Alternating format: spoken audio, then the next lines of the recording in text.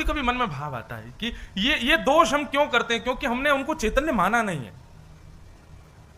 अपने गोपाल जी की सेवा में, घर के ठाकुर की सेवा में अपराध हमसे क्यों बन जाते हैं? क्योंकि हमारे भीतर चैतन्य भाव नहीं है। चैतन्य का मतलब क्या होता है? जैसे हम व्यासपीठ पर बैठे हैं, बटुक जी ने तो एसी लगवा रखे हैं यहाँ पे। क्यों लगवा रखे हैं? क्योंकि उनको पता है कि व्यास जी चैतन्य है, उनको गर्मी लग सकती है। अगर मैं जड़ हूं, मैं मूर्ति हूं, तो इनकी आवश्यकता नहीं है। मूर्ति तो कैसे भी रह सकती है, जड़ वस्तु तो कहीं भी रह सकती है, किसी भी प्रकार में रह सकती है, लेकिन चैतन्य यदि है तो उसकी व्यवस्था करनी पड़ती है। थोड़ा ध्यान से सुनिएगा बात को।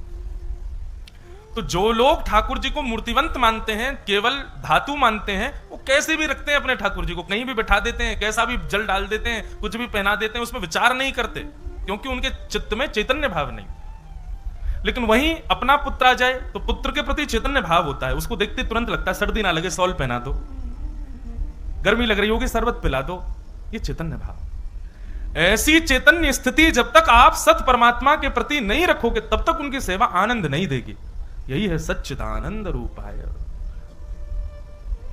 ठाकुर जी के प्रति चैतन्य भाव रखो, वो साक्षात चैतन्य है। उन्हें भी शीत का अनुभव। अब हम हैं तो रामानुज संप्रदाय से, हमारे रामानुज संप्रदाय हो, रामानंदी संप्रदाय हो, वल्लभ कुल के संप्रदाय हो, सब जगह सेवा में चैतन्यता को प्रधान माना गया है। पर विशेष रूप से वल्लभ कुल के संप्रदाय में तो अत्यंत चैतन्य भाव रखा जाता है ठाकुर जी के प्रति। हमारे गिरधर लाल पधारे हैं, बस उनका चित्र भी लगा है पीछे। ये जहां जितने बड़े लग रहे हैं उतने ही छोटे हैं, इतने से हैं, छोटे से नेक्स्ट से। तो इनकी सेवा में एक प्रणाली है कि शीतकाल में, सर्दियों में ठाकुर जी मूजरी पहनते हैं, मोजा पहनते हैं चरणों में, और वसंत पंचमी के दिन जो भी निकल करके गई, उस दिन ठाकुर जी के मोजा हटा दिए जाते हैं। तो गत वर्ष की, इस बार की वसंत पंचमी पर तो सर्दी चली गई थी, पर पिछली बार की वसंत पंचमी पर बड़ा भयंकर कोहरा था वृंदावन में। अब मुझे बड़ा कष्ट होवे कि ठाकुर जी के आज मोजे हटाने, और बाहर इतनी शीत पड़ रही है, पूरी गलन हो रही है कमरों में, क्या किया जाए?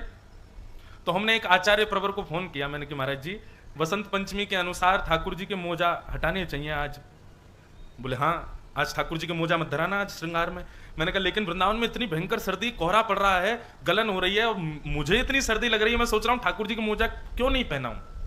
तो हंस करके भाव में एक बात बोले जब इनके मोजा हटाओगे, इनको सर्दी लगेगी, तभी ये गर्मी लामेंगे।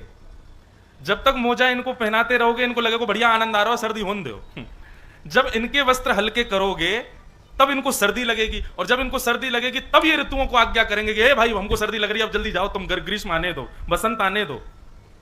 कितना सुंदर भाव। ये भाव जड़ वस्तु में नहीं आता है, ये भाव चैतन्य में ही आ सकता है। और वास्तव में उस दिन हमने फिर, पहले तो कष्ट हो रहा था कि ठाकुर जी के मोजा कैसे हटाएं, लेकिन ये भाव सुन के हमने तुरंत मोजा हटाया, 5 मिनट बाद ही धूप निकल आई वृंदावन में। तो अब ये सब जो स्थितियां हैं, ये सब जो भाव है ना, ये तभी निर्मित होते हैं, ये तभी व्यवस्थित होते हैं जब आप अपने ठाकुर को चैतन्य मानते हो। और जब चैतन्यता मान करके आप सेवा करने लग जाते हैं ठाकुर जी की, तो फिर सुख नहीं मिलता सेवा में, फिर आनंद मिलता है। आनंद, आनंदाम बुद्धिवर्धनम प्रतिपदम। आनंद की डेफिनेशन क्या है? जिसके सेवन में सुख घटे ना बढ़े। मतलब पानी पीते हैं हम लोग, और जब पानी पीते हैं तो हर घूंट में प्यास बुझती है, प्यास कम होती है, पर आनंद में क्या होता है? हर घूंट में प्यास बढ़ेगी, इसको आनंद कहते हैं। तो जब चैतन्य मान करके ठाकुर जी की सेवा करते हैं, उसी सत परमात्मा को चैतन्य मानते हैं, तब उनकी सेवा सुख नहीं देती, आनंद देती है। फिर मीराबाई का वो भाव याद आता है, जित जाऊं ठाड़ो ही पावे, जित जाऊं ठाड़ो ही पावे, बिना बुलाए बोले, बिना बुलाए जित जाऊं तो ठाड़ो ही पावे। फिर जहां देखोगे वहीं लगेगा श्याम सुंदर यहीं खड़े हैं, गिरधर गोपाल यहीं खड़े हैं, अरे हमारे ठाकुर जी यहीं बैठे हैं। उनसे बात नहीं करना चाहोगे, लेकिन फिर भी ऐसा लगेगा ठाकुर जी ये संकेत कर रहे हैं, ठाकुर जी ऐसी आज्ञा कर रहे हैं, हमारे गोपाल जी शायद ऐसा पाना चाह रहे हैं, ऐसा पहनना चाह रहे हैं, यहां जाना चाह रहे हैं। ये अपने आप संकेत आने लग जाएंगे आपको। माई मेरे श्याम लगो संग डोले, माई मेरे श्याम लगो संग डोले। तो संग ही संग रहेंगे ठाकुर जी। कितनी बार हमको ऐसा अनुभव हुआ कथाओं में, कथा करते करते ऐसे भाव आए कि पीछे की मसनद है ना, या मसनद पे ठाकुर जी हमारे दोनों तरफ पाम लटका करके बैठ गए और ऐसे पीछे से ऐसे गले में ऐसे दोनों भुजा डाल के यहां सर लगा करके ऐसे ऐसे ठाकुर जी बैठे। कितनी बार ऐसा अनुभव होता है। ये अनुभव बताने के विषय नहीं है, क्योंकि जब ये अनुभव कथा में बता दिए जाते हैं फिर ठाकुर जी अनुभव देना बंद कर देते हैं। अष्ट सखाओं ने कहा है कि प्रेम के स्वभाव को, ठाकुर जी के अनुभवों को ज्यादा प्रचार मत करो, नहीं तो वो अनुभव कराना बंद कर देते हैं। प्रेम बताने से प्रेम घटता है, पर हम व्यास हैं, कई बार हमको कथाओं में बताना पड़ता है ताकि श्रोताओं का विश्वास बढ़े। आपका विश्वास बढ़े इसलिए बता देते हैं, लेकिन फिर हम 6-7 महीने के लिए वंचित हो जाते हैं, ठाकुर जी फिर अनुभूति नहीं कराते। पर हम कहना चाहते हैं भैया, ऐसे अनुभव तभी होते हैं जब आप ठाकुर जी को चैतन्य रूप मानते। तो सच्चिदानंद रूपाय, वो सत परमात्मा है। एक बात हमेशा याद रखिएगा, ओम तत्सत, ये 3 शब्द सदैव ब्रह्मवाचक होते हैं। ओम शब्द भी ठाकुर जी के लिए प्रयोग किया जाता है, सत शब्द भी ठाकुर जी के लिए, तत् शब्द भी ठाकुर जी के लिए। तो सच्चिदानंद रूपाय, सत यानी कि परमात्मा में जब आप चैतन्य बुद्धि रखोगे, उनको जड़ नहीं मानोगे, तो उन्हीं की सेवा, उन्हीं की उपस्थिति तुमको आनंद प्रदान करेगी। सच्चिदानंद रूपाय विश्वोत्पत्त्यादि हेतवे। और कौन है वो सच्चिदानंद रूप? बोले विश्व की उत्पत्ति करना, पालन करना, संहार करना, ये 3 क्रियाओं में जो व्यवस्थित है। बंधुओं, ठाकुर जी का स्वभाव कैसा है? छोटे से बालक के जैसा। मिट्टी का एक घर बनाया, घर बना करके उसकी रक्षा करी, कोई इस पर चढ़ ना जाए, कोई इसको तोड़ ना जाए। 2-4 दिन रोज उसको जा करके देख रहे हैं कहीं से इसमें कोई दिक्कत ना आ जाए। एक दिन मन आ गया तो अपने पैर से ही घर तोड़ दिया। जैसे उस बालक का स्वभाव होता है, वैसे ही ठाकुर जी का स्वभाव है। पहले मेरा और आपका, हम सबका निर्माण करते हैं। निर्माण करने के बाद फिर हम सबका लालन पालन करते हैं, हमको एक श्रेष्ठता दिला देते हैं। यश, वैभव, मान, कीर्ति, संपत्ति, इन सब में व्यवस्थित ठाकुर जी कर देते हैं। नित्य हमारा ध्यान रखते हैं, इसको कोई कष्ट ना हो जाए। हमारी छोटी सी विनती पर हमारी आर्तों को दूर कर देते हैं। इतने हमारे सगे हो जाते हैं ठाकुर जी, हमारे कष्ट को अपना मान करके हमको प्रसन्नता देने लग जाते हैं। लेकिन एक दिन ठाकुर जी का मन आ जाता है और हम मानव रूपी मिट्टी के इस ढांचे को ठाकुर जी ध्वस्त कर देते हैं। विश्वोत्पत्त्यादि हेतवे, बनाते भी वही हैं, पालन करता भी वही है और संहार करता भी वही है। विश्वोत्पत्त्यादि हेतवे तापत्रय विनाशाय, 3 प्रकार के तापों का जो विनाश करते हैं। मैं कथाओं में खूब कहा करता हूं, ठाकुर जी कभी दुख दूर नहीं करते, सदैव दुख से मिलने वाली पीड़ाओं को दूर करते हैं। दुख तो जीवन में आते हैं पर उसकी पीड़ा का अनुभव नहीं होता। पीड़ा का, जैसे अभी हम थक रहे हैं, अभी हमको कोई पीड़ा हो रही है, अंतरंग है, लेकिन कथा कहने के लिए जैसे बैठे हैं तो लग नहीं रहा कि अब कोई पीड़ा है, अब कोई दिक्कत है, अब कोई कष्ट है। ठीक वैसे ही पीड़ा तो होगी, कष्ट तो जीवन में आएगा, लेकिन उसका अनुभव नहीं कराने देते, अनुभव नहीं होने देते। ये ठाकुर जी की कृपा है। तापत्रय विनाशाय श्री कृष्णाय वयं नुमः। ऐसे श्री कृष्ण को हम बारंबार प्रणाम करते हैं, ऐसे श्री कृष्ण को हम बारंबार नमन करते हैं। तो रूप, कर्म और स्वभाव 3 इस श्लोक में बताए गए। श्री कृष्णाय वयं नमः, ऐसे श्री कृष्ण को हम बारंबार प्रणाम करते हैं। अब यहां से महात्म प्रारंभ होता है। महात्म सुनाते हुए वर्णन करते हैं कि 88,000 सौनकादि ऋषि नैमिषारण्य क्षेत्र में मानव कल्याण के लिए यज्ञ करने के लिए व्यवस्थित हुए, मानव कल्याण के लिए यज्ञ कर रहे थे। अच्छा बंधुओं, एक बात बताइए, हमारा कल्याण किसमें है? मानव के कल्याण का मतलब क्या होता है? इस पर कभी विचार किया आपने? हम आपसे प्रश्न कर रहे हैं व्यासपीठ से, कल हमको उत्तर चाहिए व्यासपीठ पे। जो जो उत्तर देगा बढ़िया लिख के लाइएगा कहीं उत्तर, यहाँ व्यासपीठ में हमारे आने से पहले धर देना। जिसका उत्तर बढ़िया लगा हम मंच से बोलेंगे। प्रश्न क्या है? मानव का कल्याण क्या है? मानव के कल्याण की विधा क्या है? और कल्याण है किसमें? ये मानवीय कल्याण, इसका मतलब क्या होता है? अब वैसे तो आज की कथा में मैं ही थोड़े बहुत संकेत तो दे ही दूंगा, लेकिन फिर भी अपनी बुद्धि से सोच के आना। बहुत धन कमा लेना मानव कल्याण है? बहुत यश हो जाना मानव कल्याण है?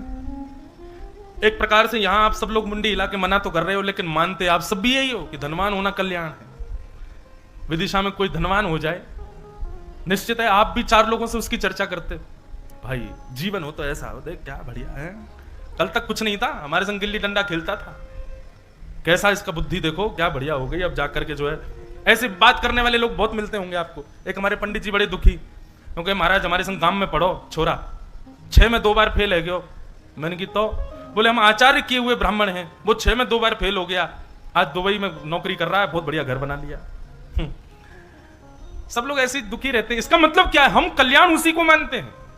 बहुत धन होना हमारे लिए लगता है कि ये कल्याण है, बहुत वैभव होना, यश होना, शौर्य होना, नहीं, ये कल्याण नहीं है, ये मानवीय कल्याण के विषय नहीं है।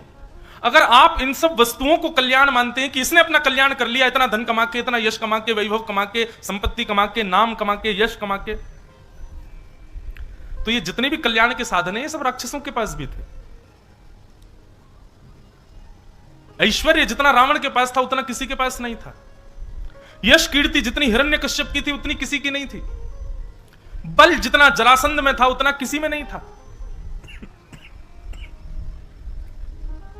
इसलिए भैया इन सब विषयों से परे सोच के आइएगा कल कि मानव कल्याण क्या है।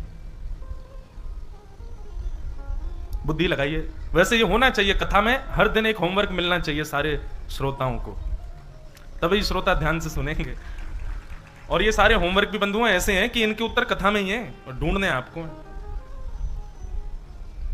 तो कल सोच के आइएगा मानव कल्याण क्या है, मानव का कल्याण किसमें है, मानव कल्याण की विधा क्या है, विचार कीजिएगा। हमारे मन में कुछ और भाव है जो गुरुजनों से मिला, लेकिन आप लोगों के मति के अनुसार जो भाव आएगा, अगर वो मुझसे भी श्रेष्ठ लगा, कि ऐसा नहीं कि मेरा श्रेष्ठ है, गुरुजनों की कृपा से जो प्राप्त है मैं वही कहूंगा, लेकिन अगर आपका और सुंदर लगा तो मैं निश्चित मंच से कहूंगा कि हाँ देखो ये किसी ने बताया है, ये अच्छा भाव है। और बाकी कथा ध्यान से सुनो, आपको कथा से ही उत्तर मिल जाएगा। सौनकादि ऋषियों ने यज्ञ किया नैमिषारण्य में, परंतु उस यज्ञ से मानव कल्याण होगा इसकी उनके हृदय से आवाज नहीं आ रही थी कि ये यज्ञ करने से मानव कल्याण होगा। कई बार ऐसा होता है, हम कोई क्रिया करते हैं तो क्रिया शरीर तो करता है, लेकिन चित्त कहता है कि पता नहीं ये क्रिया करने में कुछ लाभ है कि नहीं, उचित है कि नहीं। कई लोग आते हैं, युवा आते हैं, महाराज जी हम जॉब करते हैं, हम ऑफिस जाते हैं या कहीं भी कुछ भी करते हैं, करते तो हैं, सैलरी तो मिलती है, लेकिन पता नहीं मन बड़ा उच्चाटित रहता है, करने का मन नहीं होता। वास्तव में ऐसी स्थिति जहां बने ना, वहां त्याग ही कर देना चाहिए। लाभ चाहे आपको अन्य स्थिति से कितना भी मिल रहा हो।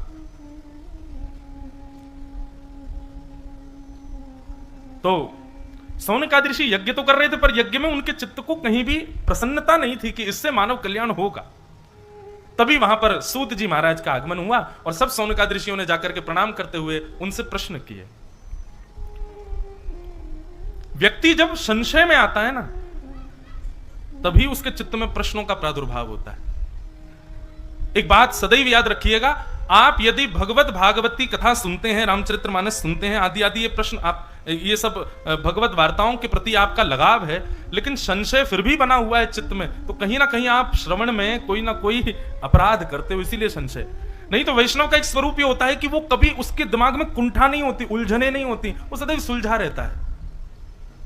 हर स्थिति में वो कभी फंसेगा नहीं, कभी असमंजस उसके जीवन में नहीं आ सकता।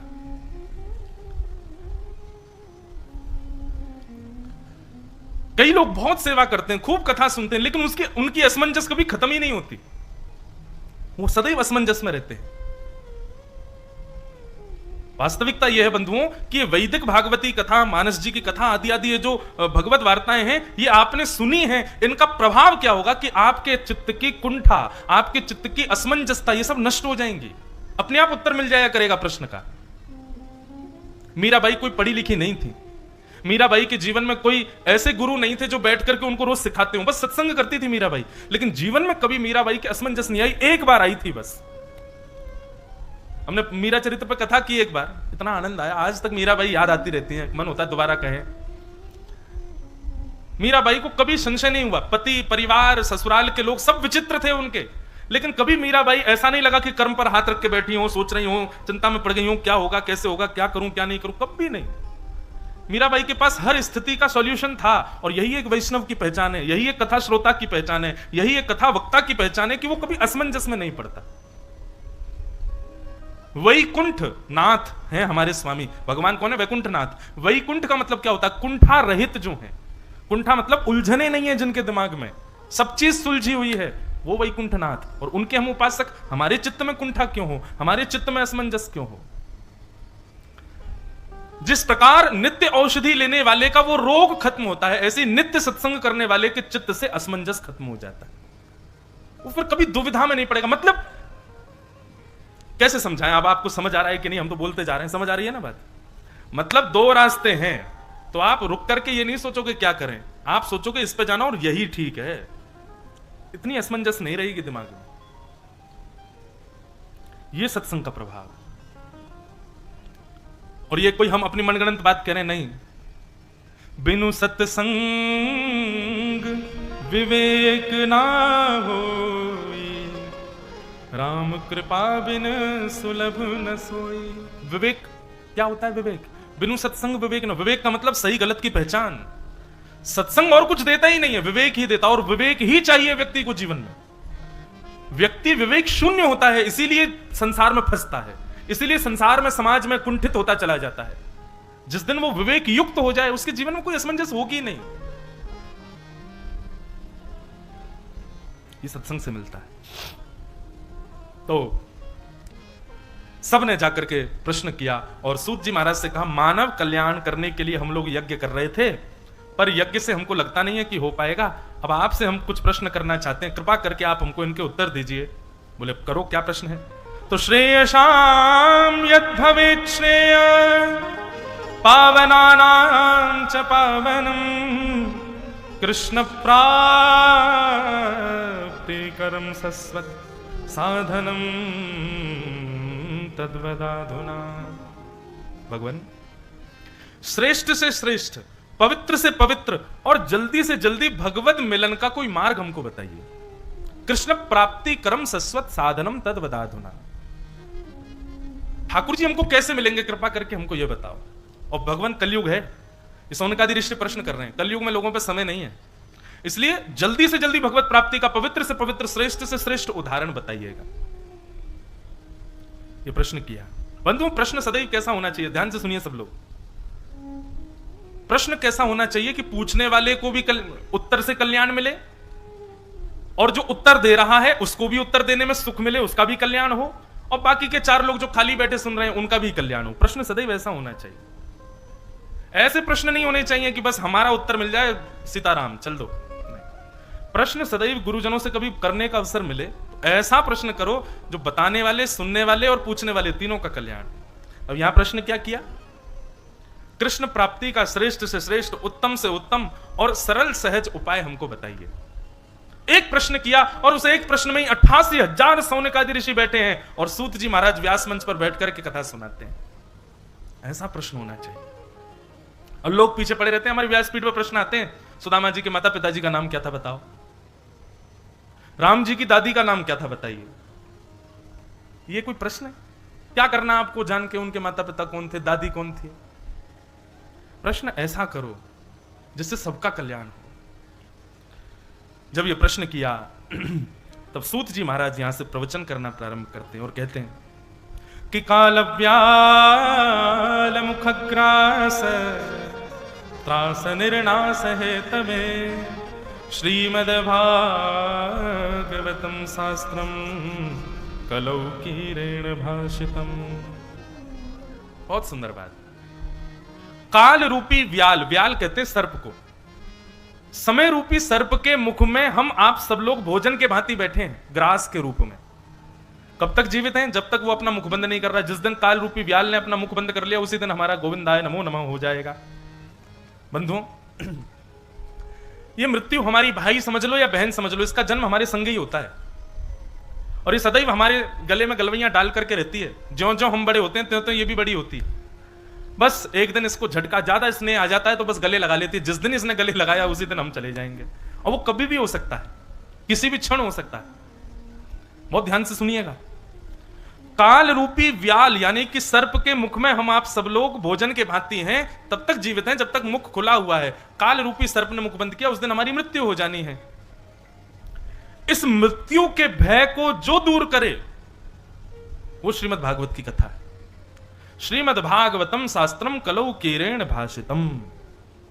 इस मृत्यु के भय को जो हमारे चित्त से निकाल देवे वो भागवत की कथा है। हे सौनकादि ऋषियों, आप ऐसी भागवत की कथा को श्रवण करो। व्यक्ति सबसे ज्यादा भयभीत किस चीज से है? मृत्यु से। कई लोग कहते जरूर है मुझे मरने से डर नहीं लगता, अभी मर जाऊं, ये हो जाए वो हो जाए, बोलते सब लोग हैं। मृत्यु से सबको डर लगता है। मृत्यु का भय सबके चित्त में होता है। और उसका भय कैसे पता चलता है? अभी पंखे बंद हो जाएं, आंखें सारे कूलर बंद हो जाए, पंखे एसी बंद हो जाए, क्या होगा? 5 मिनट बाद यार ये मृत्यु का भय करा रहा है आपसे। आप कहोगे इसमें मृत्यु का क्या भय? गर्मी लग रही। भाई गर्मी देह को लगी है। ये देह जो अपना अभिमान प्रकट करता है, ये इसीलिए तो करता है कि उसको मृत्यु का भय रहता है। आपकी मन बुद्धि भले ही मृत्यु के भय से कभी कभी ऐसे शहंशाह बन के बोल देते हो कि हमको डर नहीं लगता, लेकिन नहीं, आपका देह भयभीत रहता है। अभी आंधी तूफान आ जाए और पीछे का जो पंडाल है वो थोड़ा सा हिलने डुलने लग जाए तो 2-4 तो भाग जाएंगे यहां से, कहीं गिर नहीं जाए। मृत्यु का भय रहता है। हवा तेज चले तो कण उड़ के आंख में आते हैं, आंख अपने आप बंद हो जाती है। क्यों बंद होती है? मृत्यु का भय। भोजन करते समय कोई खीरा, खट्टा खीरा कुछ आपको मार नहीं देगा, वो मुख में अगर आ जाए तो तुरंत हम निकाल देते हैं, तुरंत अजीब सा मुख हो जाता है। ये मृत्यु का भय है। आपकी मन बुद्धि संकेत भले ही कर रही है, नहीं मैं भयभीत नहीं हूं, लेकिन आप हो। आपका तन कहीं ना कहीं भयभीत रहता है मृत्यु से। इसलिए छोटी छोटी वस्तुओं में भी आपको विचलित कर देता है। कथा बैठ के सुन रहे हैं और 5-10 मिनट में आसन बदलने लग जाएं, यूं हो गए, पैर लंबे हो गए। कोई तो बेचारे कई जगह कथा में ऐसे श्रोता मिलते हैं, वो महाराज 4 घंटे उनको देखे, मैं देखता ही नहीं। फिर क्यों? वो बस यूं सोचते मैं यहां बिस्तर लग जाए, मैं लेटे ही जाऊं। कैसे बैठे भैया? ये सब मृत्यु का भय कराता है। ये तन की क्रियाओं में बदलाव होना, ये मृत्यु का भय है। इसलिए आप कह नहीं सकते कि आप मृत्यु के भय से परे हो। पर श्रीमद् भागवतम शास्त्रम कलौ कीरेण भाषितम, अगर आपने निश्चित रूप से श्रीमद् भागवत के आश्रय को स्वीकार कर लिया और आद्योपांत श्रीमद् भागवत के सुंदर रसास्वादन का पान कर लिया, तो निश्चित है मृत्यु का भय नष्ट होकर के मृत्यु का उत्सव प्रारंभ हो जाएगा जीवन में। मतलब फिर देह अभिमान नहीं करेगा, फिर ये छोटी छोटी चीजों से आपको विचलित नहीं होगे। धीरे धीरे तन आपका हर प्रकार की स्थिति में सम होने लग जाएगा। अभी अपमान में बुरा लगता होगा, लेकिन कथा धीरे धीरे सुनने लग जाओगे, फिर कभी अपमान होगा तो उससे कोई फर्क नहीं पड़ेगा आपको। अभी भोजन में स्वाद कम होने पर विचलित हो जाते होंगे, लेकिन कथा धीरे धीरे सुनते रहोगे, सुनते सुनते एक दिन ऐसी स्थिति आएगी, भोजन कैसा भी हो पेट भरना चाहिए बस हमारा, चाहे उसमें स्वाद है नहीं है, इससे आपको ज्यादा विचलितता नहीं होगी। कथा सुनते सुनते धीरे धीरे ऐसी स्थिति हो जाएगी कि एसी नहीं हो, पंखा ही है बस, चलेगा कोई बात नहीं, पंखा भी खिड़की दे दो भाई, हम इसी में ही रह लेंगे। मतलब कथा आपको ऐसा बना देगी कि आपके देह को फिर स्थिति परिस्थिति से फिर कोई फर्क नहीं पड़ेगा। आपकी चित्त, आपकी बुद्धि, आपका तन वो हर प्रकार की स्थिति में सम होने लग जाएगा। ऐसी स्थिति बनने लग जाएगी कथा सुनने के बाद। हम लोग संतों के आश्रम में जाते हैं या पूर्वाचार्यों के यहां जाते हैं। स्वामी श्री हरदास जी महाराज कहां बैठते थे, स्वामी श्री हरदास जी कहां पाते थे, श्री हितरवंश महाप्रभु कहां बैठते थे, क्या उनकी स्थिति देखो, वृक्ष के नीचे बैठे हैं, गंगा के किनारे कुटिया बना के रह रहे हैं, कहीं भी खा ले रहे हैं, कहीं भी सो जा रहे हैं, कुछ भी कर ले। क्यों? क्योंकि तन की स्थिति ऐसी हो जाती है कि फिर उसको किसी भी चीज से प्रभाव और अभाव का अनुभव नहीं होता है।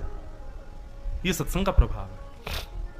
मृत्यु का भय नष्ट हो जाता है कथा सुनने वाले का। मैं तो कहता हूं कथाओं में कि कथा सुनने वाले श्रोता मृत्यु से भयभीत नहीं होते, मृत्यु का इंतजार करते हैं। उनके लिए तो मृत्यु उत्सव बन जाती है। कैसे? ये 7 दिन की कथा क्या है? ये 7 दिन की कथा हमारे श्याम सुंदर के साथ भामर हैं। हर दिन आप कथा सुन रहे हो, मतलब एक भामर, एक फेरा आपका पूर्ण हो रहा है ठाकुर जी के साथ। आज एक फेरा हो गया, कल दूसरा, तीसरा, 16 तारीख तक 7 फेरे हो जाएंगे। 7 फेरे के बाद फिर पूर्णाहुति होगी। पूर्णाहुति में सब लोग जाकर के अपने अपने हाथ से थोड़ी थोड़ी आहुति दे दोगे। उसके बाद ब्याह पढ़ाने वाले हम हैं, हम तो चले जाएंगे। आप सबका ब्याह श्री कृष्ण के साथ हो जाएगा 7 दिन में। और ब्याह होने के बाद में फिर क्या होगा? आप कहोगे महाराज जी ब्याह तो हो गया, तो ब्याह होने के बाद ससुराल जाना चाहिए। हमारे ठाकुर जी भारत की पूर्व प्रणाली के अनुसार चलते हैं। पूर्व में क्या होता था, पहले ब्याह हो जाता था और ब्याह होने के बाद पति चले जाते थे, फिर गौने का इंतजार करो, गौने की अलग तिथि निकलती थी और गौने की प्रतीक्षा करो, जब गौना होगा तब प्रियतम फिर आएगा और आपको संग लेके जाएगा। तो अभी क्या है, ये 7 दिन में कथा सुन के आपका ब्याह हो जाएगा ठाकुर जी के साथ, और 7 दिन के बाद फिर गौने की प्रतीक्षा करो। गौना क्या है, मृत्यु ही गौना है, हमारी मृत्यु ही गौना। कई लोग खुश होकर ताली बजा रहे, कई लोग दुखी हो गए, मृत्यु गौना मृत्यु गौना है। उस दिन परिवार के 4 सदस्य जिस प्रकार पालकी में बहू को लेके जाते हैं, ऐसे हमको लेके जाएंगे। हमारे ऊपर जैसे बहू नई दुल्हन जाती है तो उसके ऊपर कुछ डालते हैं ना, क्या सामग्री डालते हैं, ऐसे जब लेके जाते हैं उस देह को तो उस पर भी बतासे डाले जाते हैं, क्या क्या चीजें डाली जाती हैं, उसका श्रृंगार किया जाता है, तिलक विलक लगाया जाता है, शुद्ध नदी के जल से स्नान कराया जाता है, उसको वस्त्र आभूषण वस्त्र आदि पहनाए जाते हैं, बढ़िया उसको तैयार करके ले जाते हैं और फिर चिता रूपी पालकी में ले जा करके हमको बैठा दिया जाता है। अग्नि रूपी विमान जैसे ही प्रज्वलित होता है, तुरंत प्रियतम आकर के हमारा हाथ पकड़ लेते हैं और ले जाते हैं अपने धाम को, ले जाते हैं अपने स्थान को। निरंतर कथा में रमने वाले के लिए मृत्यु भय का कारण नहीं होता। निरंतर कथा में रमने वाले तो मृत्यु की प्रतीक्षा करते हैं कि ब्याह तो हो गया, अब गौना कब होगा हमारा, गौने की प्रतीक्षा करते हैं। तो ये मृत्यु का भय दूर करती है भागवत की कथा। और भयभीत तो कई लोग नहीं होते, कई कई बड़े बड़े राक्षसों को मरने से डर नहीं लगता, बड़े बड़े डाकुओं को मरने से डर नहीं लगता, परंतु श्रीमद् भागवत सकारात्मक रूप से आपकी बुद्धि विवेक और चित्त से मृत्यु के भय को दूर करती है। मृत्यु के भय का दूर होने का मतलब क्या है, बोले अरे चला दो मेरे ऊपर बाण, नहीं डर लगता मुझे, चला दो गोली, नहीं है मुझे भय, ये मृत्यु का भय दूर होना नहीं होता है। मृत्यु का भय दूर होने का मतलब यह है कि मृत्यु आए उससे पहले पहले मैं अपनी सारी दूषित स्थितियों को सुधार लूं। मेरी मृत्यु आए उससे पहले पहले मैं भगवत दर्शन कर लूं। मेरी मृत्यु आए उससे पहले पहले इस देह का पूर्ण साफल्य क्या है, इस देह को मिलने का पूर्ण उपयोग मुझे क्या करना है वो मैं कर लूं। यह मृत्यु के भय का दूर होने का मतलब है।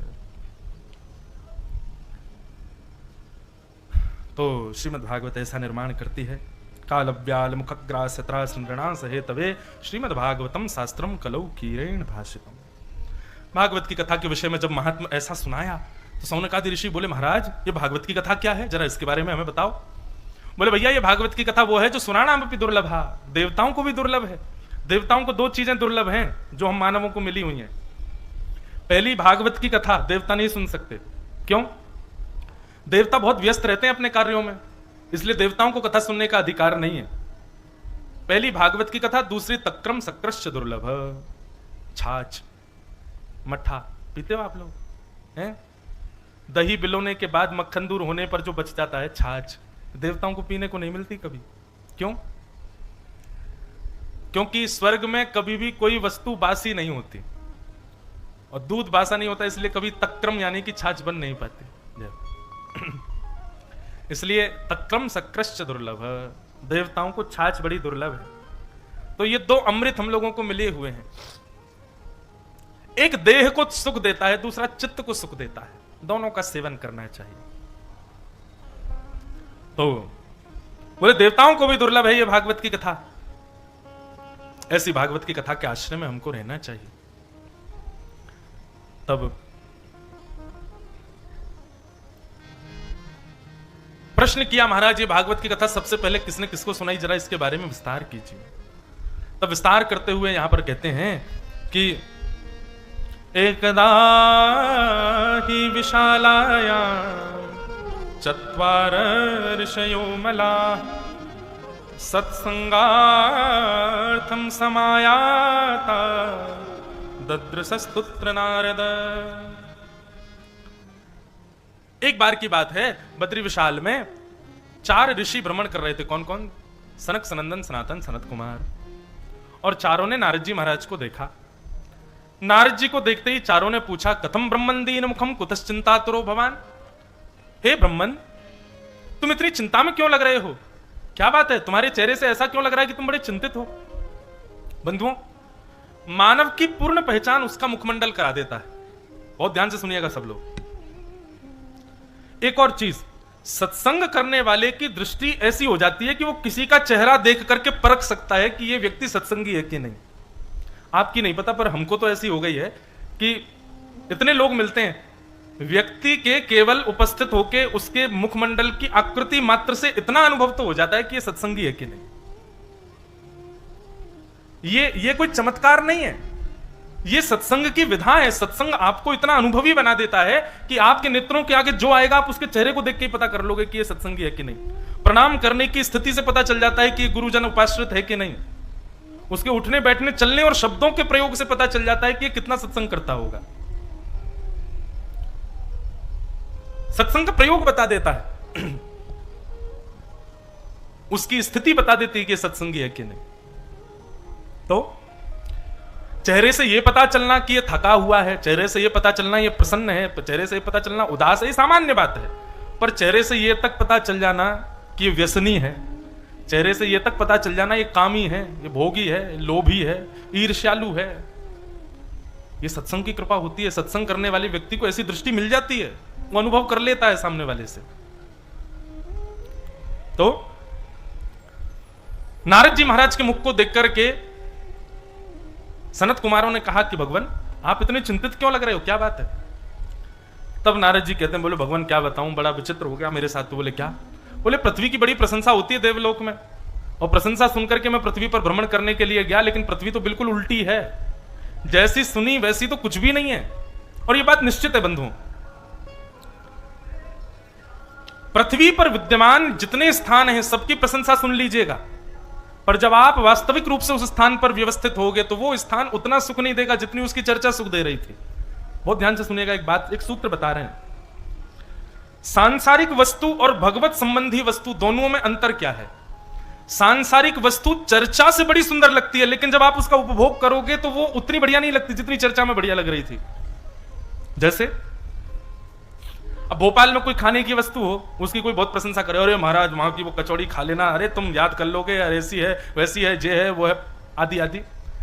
आप अपने योग बनाया, जाके खाने के लिए गए, जैसे ही आपने खाई तो बोले यार इतनी तो बढ़िया नहीं है जितनी तुम प्रशंसा कर रहे थे। ये हमने केवल एक वस्तु के बारे में कहा, लेकिन संसार की हर वस्तु ऐसी है, वो चर्चा में सुख देती है लेकिन उपभोग में सुख नहीं मिलता।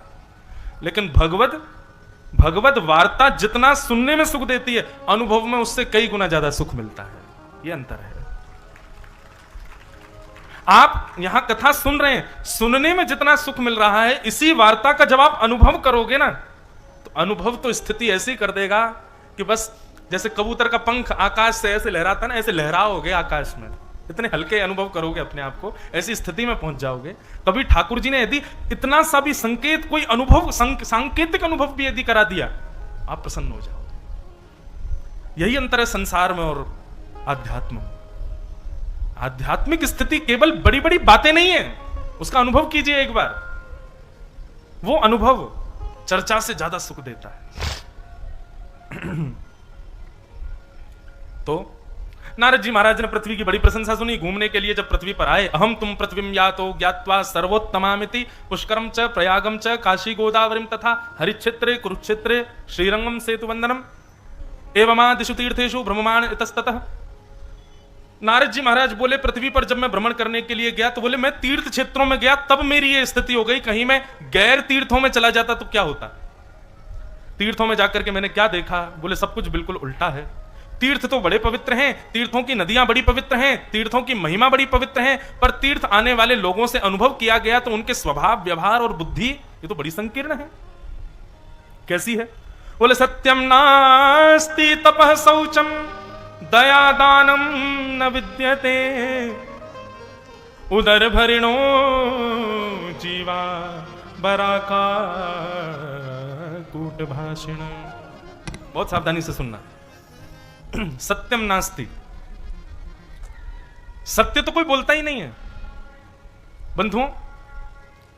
कभी आपने, अभी जैसे श्रावण का महीना आएगा तो श्रावण के महीने में लोग व्रत करेंगे और फिर दुनिया में गाएंगे, तुमको पता हमने एक महीना से हम केवल फल खा के जी रहे हैं, तुमको पता हम ऐसे कर रहे हैं, आपको पता महाराज जी हम एक समय ही व्रत कर रहे हैं, बस मतलब एक समय ही खा रहे हैं और कुछ नहीं कर रहे। इतना व्रत आप लोग गिनाते हैं, आप लोग नहीं मतलब दुनिया के लोग। अच्छा मुझे पता है, व्यासपीठ से कहूं बुरा नहीं मानिएगा, अपनी भक्ति गिनाने वाले लोगों से मुझको कभी कभी लगता क्यों गिनाते हो आप? कभी पाप तो गिनाए नहीं, कभी दूषित कर्म तो गिनाए नहीं, कितना झूठ बोलते हैं इसकी गिनती तो है नहीं। फिर हम माला कितनी करते हैं ये क्यों गिनाते हो? हम मंदिर कितना जाते हैं ये क्यों गिनाते हो? साल में वृंदावन कितनी बार गए इसकी गिनती क्यों? रोटी की गिनती करते हो कितनी खा ली हमने? ठाकुर जी को क्यों गिनते रहते हो? फिर ये गिनती करनी है ना तो अपने दूषित कर्मों की करो, ठाकुर जी के प्रेम की गिनती कभी नहीं होनी चाहिए। लोग पूछते महाराज जी कितनी माला जपें, कितना नाम जप करें, कितनी देर सेवा करें, उसमें कोई अवधि नहीं होनी चाहिए। यथाशक्ति जितनी तुम्हारी शक्ति हो करो, उसमें कोई नियम नहीं होना चाहिए। तो नारद जी महाराज कहते हैं भगवान सत्यम नास्ति, लोग सत्य नहीं बोलते। आप एक दिन ऐसा बता दीजिए कि सुबह उठने से रात्रि सोने तक आपने एक भी झूठ ना बोला हो ही नहीं सकता।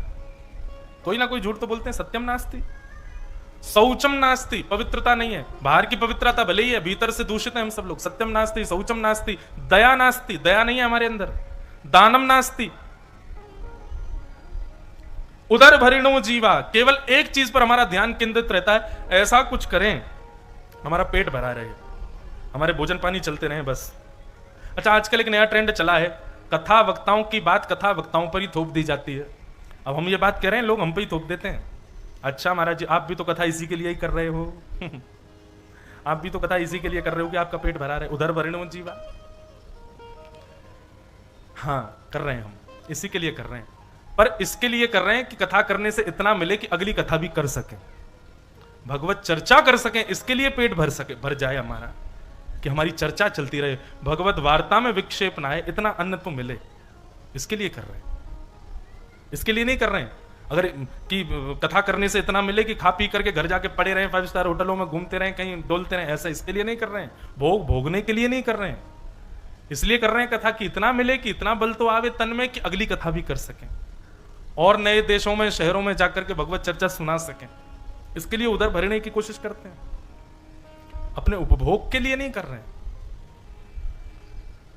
तो नारद जी महाराज बोले पृथ्वी बड़ी विचित्र थी। अब पूरा उसका वर्णन करना तो नहीं है, थोड़ा थोड़ा ही हमने बता दिया। ऐसी स्थिति देखी पृथ्वी की, तभी नारद जी महाराज वृंदावन गए और वृंदावन में यमुना जी के तट पर जाकर के देखा कि एक परम सुंदरी युवती की गोद में 2 वृद्ध लेटे हैं। युवती से पूछा तुम कौन हो? तब उस युवती ने बताया अहम भक्ति ऋतिख्याता इमो में तनयो मतौ ज्ञान वैराग्य नामानो काल योगेन जर्जरो। मैं भक्ति हूं और ये दोनों मेरे पुत्र हैं, ज्ञान और वैराग्य। नारद जी महाराज बोले देवी आप युवान हो और पुत्र वृद्ध क्यों? बोले क्योंकि महाराज जी भक्ति सब करते हैं पर ज्ञान और वैराग्य को कोई स्वीकार नहीं करता। सब करते हैं इसलिए मैं तो युवान हूं, मेरे पुत्रों को कोई स्वीकार नहीं करता इसलिए ये दोनों वृद्ध हैं। मेरे अंदर आपके अंदर भक्ति तो खूब है पर ज्ञान और वैराग्य नहीं है। ज्ञान और वैराग्य का मतलब क्या होता है? ज्ञान का मतलब क्या है? ज्ञान का मतलब बहुत ज्यादा आपके पास में होना, यह ज्ञान नहीं होता। बहुत ध्यान से सुनिएगा, क्वांटिटी और क्वालिटी 2 चीज होती हैं। क्वांटिटी ज्यादा लोगे तो निश्चित है क्वालिटी डाउन होगी, पर क्वालिटी पर ध्यान दोगे तो क्वांटिटी ज्यादा नहीं होगी। ज्ञान भी ऐसा ही है, बहुत ज्यादा लोगे तो क्वालिटी खत्म हो जाएगी, इसलिए थोड़ा लो लेकिन क्वालिटी बरकरार रखो। रावण के पास में क्वांटिटी बहुत थी, बहुत ज्ञानी था, इतना ज्ञानी था महाराज, नए नए स्तोत्र बना करके महादेव को सुनाता था, ज्ञानी बहुत था, पर क्वालिटी नहीं थी। ज्ञान कैसा होता है? ज्ञान कहते किसको हैं? ज्ञान का मतलब बहुत ग्रंथों का, बहुत किताबों का, बहुत देशों की जानकारी होना ज्ञान नहीं होता। जीवन कैसे जीना चाहिए बस इतनी जानकारी हो जाए तो समझो इतना ज्ञान ही क्वालिटी युक्त है, बस यही आपका कल्याण कर देगा।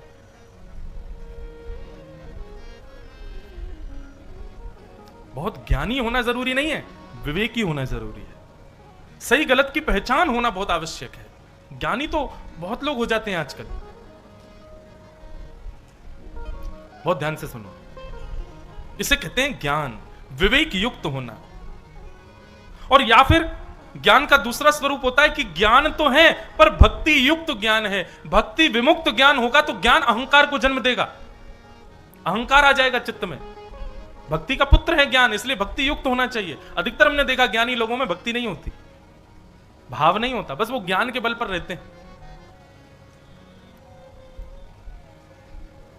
ज्ञान, तो ये भक्ति का प्रथम पुत्र है ज्ञान, यानी कि विवेक।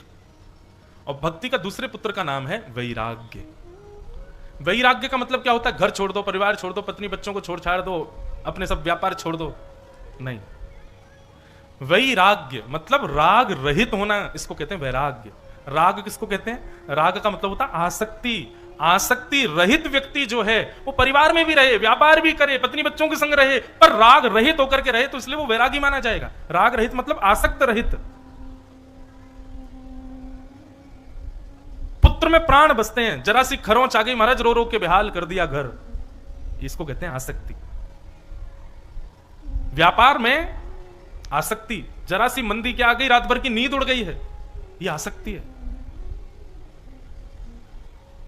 ब्याह के 1 महीना बाद पत्नी माई के चली गई तो 2 महीना नींद ही नहीं आ रही है, याद में रो रहे हैं महाराज कब आओगी, यह आसक्ति है।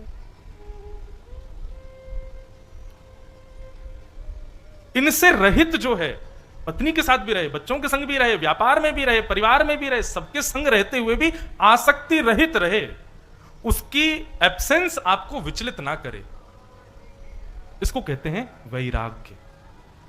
वैराग्य का मतलब सब त्याग देना नहीं होता है। कई लोग हैं सब छोड़ देते हैं लेकिन आसक्ति नहीं छोड़ पाते। मतलब पत्नी से दूर चले गए, बच्चों से दूर चले गए, घर परिवार से दूर चले गए, रात भर रो रहे हैं याद में, कैसी है ये? कोई त्याग थोड़ी है, ये कोई वैराग्य थोड़ी है।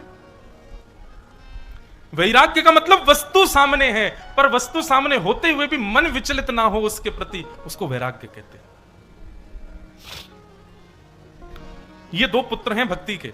जब तक ये 2 पुत्र जीवन में नहीं आएंगे तब तक आपकी भक्ति प्रसन्न नहीं रह सकती है, तब तक आपकी भक्ति आनंद देने वाली नहीं हो पाएगी।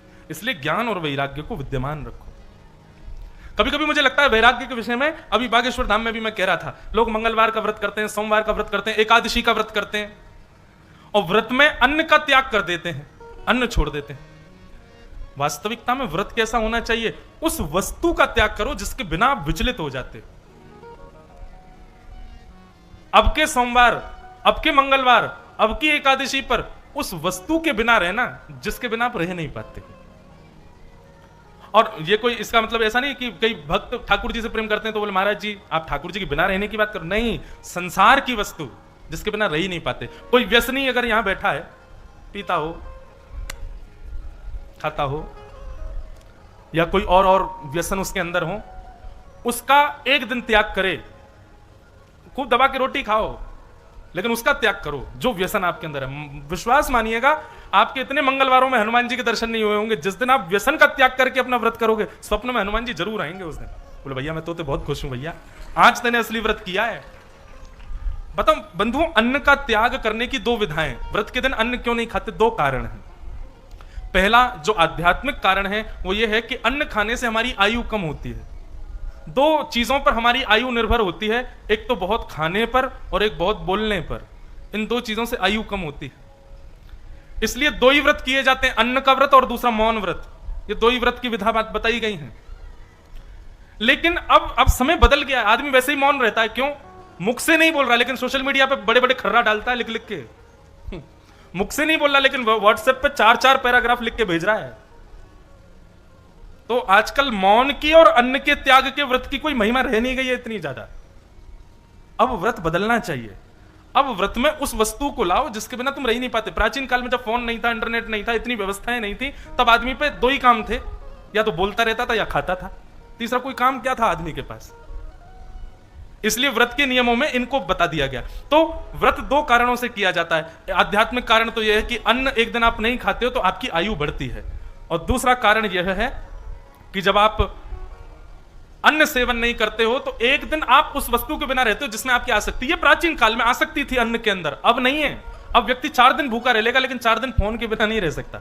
हमारे एक पंडित जी हैं, उनका बागेश्वर धाम में फोन चोरी हो गया, बेचारे रात भर नहीं सो पा रहे, इतने विचलित हो गए हैं, इतने विचलित हो गए हैं टेंशन के मारे। कभी कभी लगता है तो इनके व्रत होने चाहिए, इसका व्रत हो, और भी ऐसे व्यसन हैं हमारे जीवन में जिनके बिना हम रह नहीं पा, उसका व्रत करो। और विश्वास मानिए जिस दिन आप इसका त्याग करते हैं, जिस दिन आप उन वस्तुओं का त्याग करते हैं जिनके बिना आप विचलित हो जाते हो, उस दिन आपका वैराग्य पुष्ट होगा। इसको कहते हैं वैराग्य की पुष्टता। तब भक्ति महारानी प्रसन्न होगी। तो हम क्या कह रहे थे, भक्ति के दो पुत्र ज्ञान और वैराग्य, इन दोनों को सही रूप से जीवन में लाओ, तब भक्ति आउटकम देगी अपना। भक्ति महारानी दुखी होकर के नारद जी से कहने लगी, मेरे बालक बहुत दुखी है नारद जी, आप कृपा करो। नारद जी महाराज कहते हैं कि वृथा खेद ऐसे बाले अहो चिंता तुरो भवान श्री कृष्ण चरणाम्भोज स्मरत दुखम गमिष्यति। अरे भक्ति, तुम दुखी क्यों होती हो? ठाकुर जी के चरणार बिंदों का स्मरण करो, तुम्हारे सारे दुख दूर होंगे। बंधु एक काम किया करो, कभी कभी ठाकुर जी के जिस भी मंदिर में जाओ ना, उनके रूप का दर्शन तो करना, पर चरण का चित्र नेत्रों से खींच करके चित्त में रख लेना। और जब भी जीवन में कोई कष्ट आवे, आपत्ति आवे, विपत्ति आवे, तब नेत्र बंद करके ठाकुर जी के चरण कमलों का दर्शन करते हुए उनका स्मरण करना। श्री कृष्ण चरणाम्भोजम स्मरत दुखम गमिष्यति। नारद जी कहते हैं भगवान के चरण कमलों का जो व्यक्ति चिंतन करता है, उसके सारे दुख नष्ट हो जाते हैं। इसलिए प्रयास कीजिए, जहां कहीं भी दर्शन करने जाओ, ठाकुर जी के चरणों पर दृष्टि जरूर डाला करो, ठाकुर जी के चरण कमलों का नित्य स्मरण किया करो। हो ब्रज के नंद लाला राधा जी के सांवरिया, सब दुख दूर हुए जब तेरा नाम लिया। ओ ब्रज के नंद लाला करताल बजा के गाओ। राधा जी के सांवरिया, सब दुख दूर हुए जब तेरा नाम लिया। ओ ब्रज के नंद लाला राधा जी के सांवरिया, सब दुख दूर हुए जब तेरा नाम लिया। ओ ब्रज के नंद लाला राधा जी के सांवरिया, सब दुख दूर हुए जब तेरा नाम लिया। ओ मीरा पुकारे तुम्हें गिरधर गोपाला, मीरा पुकारे तुम्हें गिरधर गोपाला, ढल गया अमृत में विष का भरा प्याला। ढल गया अमृत में विष का भरा प्याला। ओ विष का भरा प्याला कौन मिटाए उसे, जिसे तूने राख लिया। सब दुख दूर हुए जब तेरा नाम लिया। सब दुख दूर हुए जब तेरा नाम लिया। ओ सब दुख दूर हुए जब तेरा नाम लिया। सब दुख दूर हुए जब तेरा नाम। श्री राधा रमण लाल की।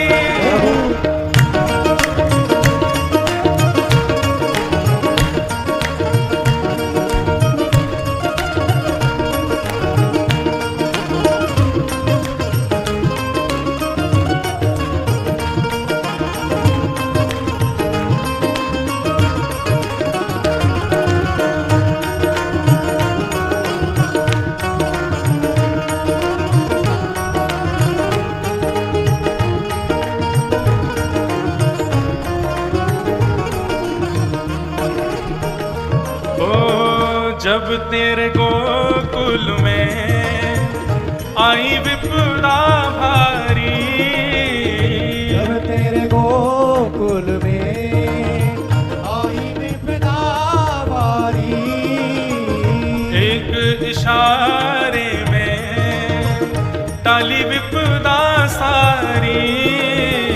एक इशारे पर टाली विपदा सारी। ओ टाली विपदा सारी, उठ गया मुड़ गया गोवर्धन, जिससे तूने राख लिया, सब दुख दूर हुए जब तेरा नाम लिया।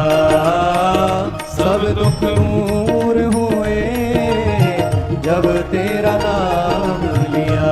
ओ सब दुख दूर हुए जब तेरा नाम लिया। ओ सब दुख दूर हुए जब तेरा नाम भाव से लिया। ओ ब्रज के नंद लाला, राधा जी के सांवरिया, सब दुख दूर हुए जब तेरा नाम लिया। सब दुख दूर हुए जब तेरा नाम। आपसे गाओ करताल बजा के।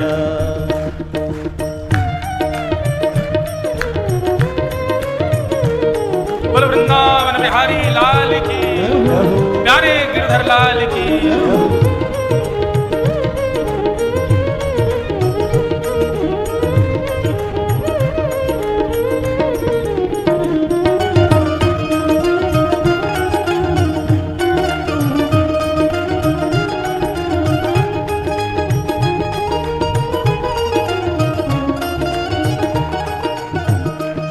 अंतिम पंक्ति, ठाकुर जी कह रहे हैं बड़ी देर से रो रहे हो, दुख है दुख है दुख है, ये कर दिया वो कर दिया, तेरा दुख क्या है?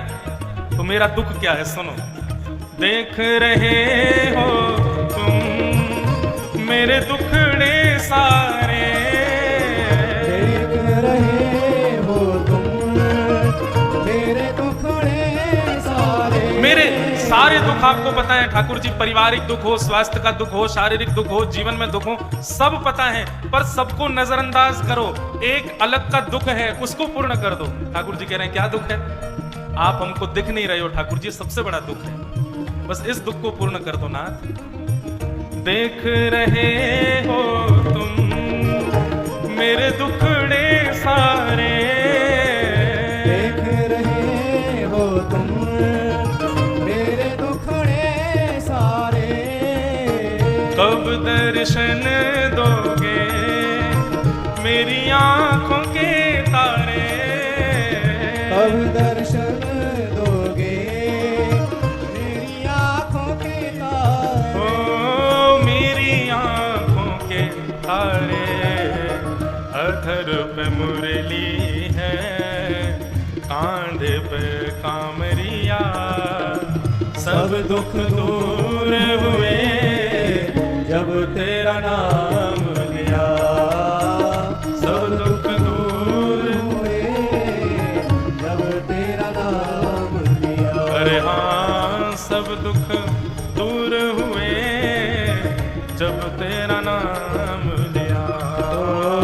सब दुख दूर हुए जब तेरा नाम। भाव से सब लोग।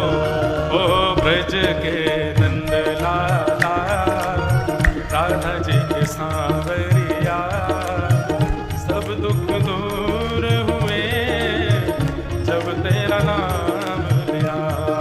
ब्रज के नंद लाला, राधा जी के सांवरिया, सब दुख दूर हुए जब तेरा नाम। गोविंद मेरो है, गोपाल मेरो, गोविंद मेरो है, गोपाल मेरो है। गोविंद मेरो है, गोपाल मेरो है। गोविंद मेरो है, गोपाल मेरो है। प्यारो गिरिवरधारी गोपाल मेरो है। गिरिवरधारी गोपाल मेरो है। प्यारो गिरिवरधारी गोपाल मेरो है। गिरिवरधारी गोपाल मेरो है। प्यारो मदन मुरारी नंदलाल मेरो है। प्यारो मुरारी गोपाल मेरो है। प्यारो जुगल बिहारी गोपाल मेरो है। जुगल बिहारी गोपाल मेरो है। हे राधा रमण बिहारी नंदलाल मेरो है। राधा वल्लभ बिहारी गोपाल मेरो है। वल्लभ बिहारी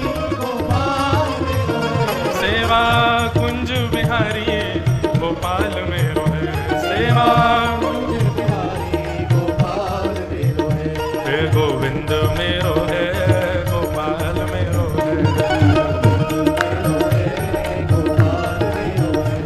गोविंद मेरो है गोपाल मेरो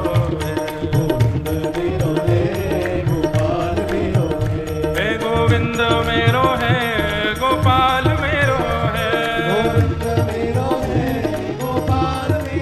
है गोविंद मेरो है गोपाल मेरो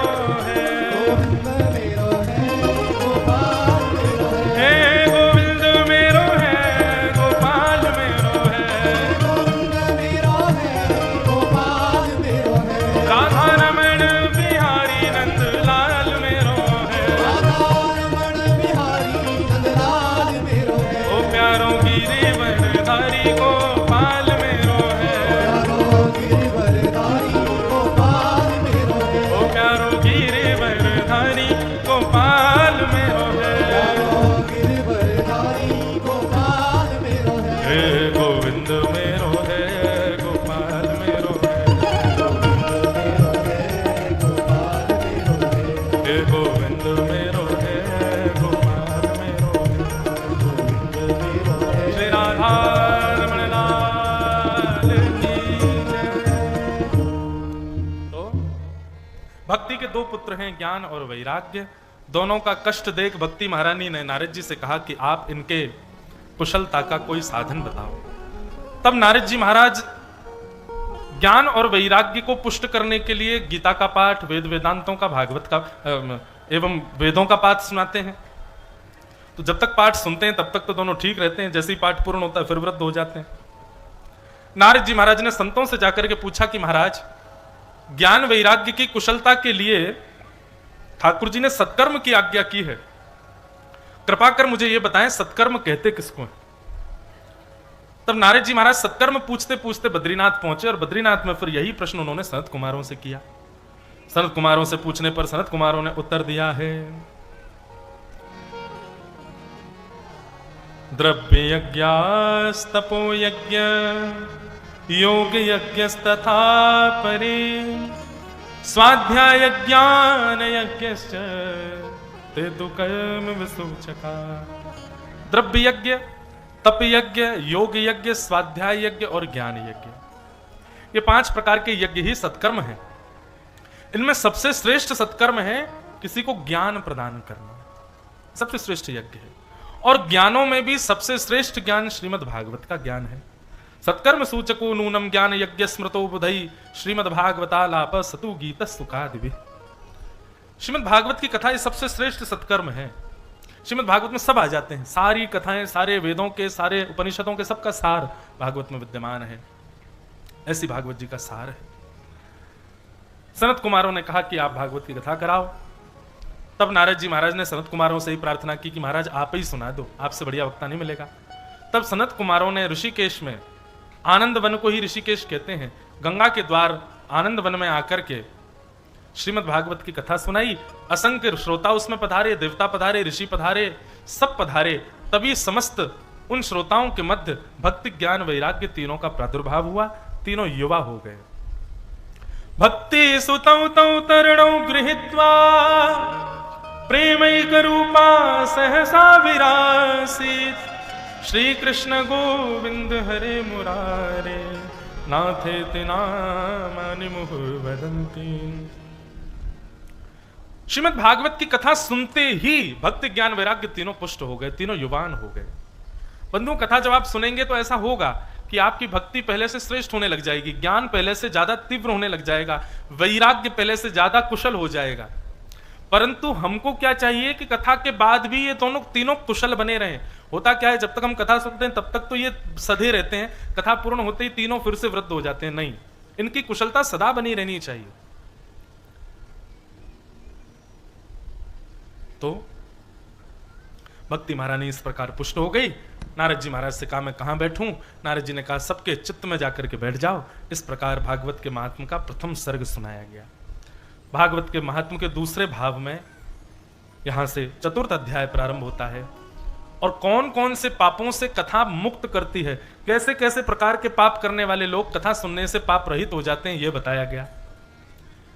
कि के विशुद्ध्यन्ति वदन्तु मह्यं सप्ताहयज्ञेन कलौ कथामयेन कृपालुभे लोकहितं विचार्य प्रकाशित कोपि नवीन मार्ग। बहुत सावधानी से सुनिएगा। के विशुद्ध्यन्ति मह्यम वदन्तु मह्यम, कौन कौन से पाप कथा सुनने से शुद्ध होते हैं, कृपा करके मुझे बताओ। नारद जी महाराज पूछ रहे हैं। तब यहां सनत कुमार कहते हैं, बोले ये मानवा पाप कृतश्चु सर्वदा, दुनिया में ऐसा कोई पाप बचा ही ना हो जो किसी मानव ने ना किया हो। ऐसे घनघोर पाप करने वाला व्यक्ति भी यदि सप्ताह यज्ञेन कलौ पुनन्तिते, कलयुग में यदि सप्ताह कथा सुन ले तो उसके पाप नष्ट होंगे। लेकिन एक बात सुनिए, आप गए डॉक्टर के पास और डॉक्टर से जाकर के आपने कहा महाराज मेरा बीपी बहुत हाई रहता है। डॉक्टर से आपने कहा मेरे को शुगर की बीमारी हो गई, शुगर हाई हो गया है। डॉक्टर ने आपको दवाई दे दी, बोले ये खाली पेट लेनी है, ये भोजन के बाद लेनी है, रात में सोते समय लेनी है। 1 महीने तक दवाई लेना, उसके बाद शुगर चेक करवाने आना। 1 महीने तक आपने दवाई ली। दवाई लेने के बाद डॉक्टर के पास गए, बोले लो महाराज 1 महीना हो गया। डॉक्टर ने जैसे ही शुगर चेक करी तो महाराज 350 पार। डॉक्टर बोला तुमने 1 महीना दवाई ली? बोले हाँ 300 में लेता था महाराज, सुबह दोपहर शाम। फिर तुम्हारी शुगर क्यों कंट्रोल नहीं हुई? पता नहीं महाराज, जैसे आपने की वैसे ली। अच्छा भोजन पानी क्या करते थे? बोले सुबह कचौड़ी खाता था, दोपहर में बढ़िया जो है दाल चावल रोटी सब्जी बढ़िया बेहतरीन, और रात्रि में कोई फास्ट फूड खा लेते थे, बाहर जाते थे बच्चों के साथ। अब हमको लगता है शुगर की दवाई तो है ही, खाओ उड़ाओ जोरदार, मालपुआ जलेबी रसगुल्ला गुलाब जामुन कलाकंद बालूशाही, कुछ नहीं छोड़ा महाराज। डॉक्टर बोला भले आदमी, तो फिर कैसे शुगर कम होगी तुम्हारी? औषधि तो लेते हो लेकिन परहेज नहीं करते। अब आजकल कलयुग में यही हो रहा है, आदमी कथा रूपी औषधि तो लेता है लेकिन परहेज नहीं करता। कथा तो सुनते हैं लोग, कथा में तो भीड़ होती है लाखों की, लेकिन परहेज नहीं करते। भागवत का परहेज क्या है? वैष्णव का परहेज क्या है?